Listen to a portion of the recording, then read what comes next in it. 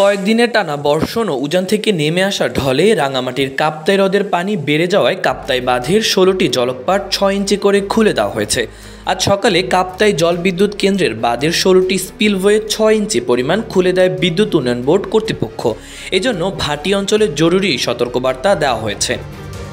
এর আগে শনিবার দুপুরে কাপ্তাই জলবিদ্যুৎ কেন্দ্রের ব্যবস্থাপক প্রকৌশলী এটিএম আব্দুল জাহের স্বাক্ষরিত চিঠিতে এ তথ্য জানানো হয়।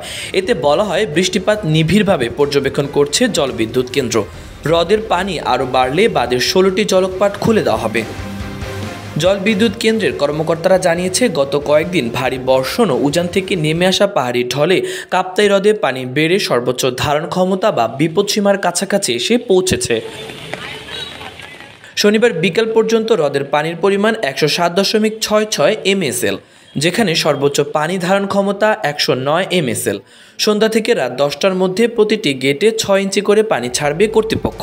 এতে প্রতি সেকেন্ডে ৯,০০০ কিউসেক পানি নিষ্কাশন হবে। এরপর সব গেট খোলা হবে। এসব তথ্য নিশ্চিত করে কাপ্তাই জলবিদ্যুৎ কেন্দ্রের ব্যবস্থাপক প্রকৌশলী এটিএম আব্দুল জাহের বলেন, কাপ্তাই হ্রদের পানির ধারণ ক্ষমতা ১০৯ MSL। বিকাল ৩টা পর্যন্ত লেকে পানি আছে ১০৭.৬৬ MSL। সন্ধ্যা পর্যন্ত তা ধারণ ক্ষমতার কাছাকাছি পৌঁছে যাবে। এই অবস্থায় বন্যা পরিস্থিতি নিয়ন্ত্রণের জন্য রাত ১০টায় ১৬টি জলকপাট খুলে দেওয়া হবে, না হয় পানির চাপে বাঁধ ধসে যাবে। রাঙামাটি জেলা প্রশাসক মোহাম্মদ মোশাররফ হোসেন খান বলেন, কাপ্তাই হ্রদের আশেপাশের এলাকায় পানি বৃদ্ধি পাচ্ছে, তাই খুলে দেওয়া হয়েছে কাপ্তাই বাঁধের সব গেট। এজন্য জরুরি সতর্কবার্তা জারি করা হয়েছে। আশেপাশের বাসাবাড়ির মানুষকে নিরাপদে সরিয়ে নেওয়া হবে। মাহবুবুর রহমান ইমন, খবর সংযোগ।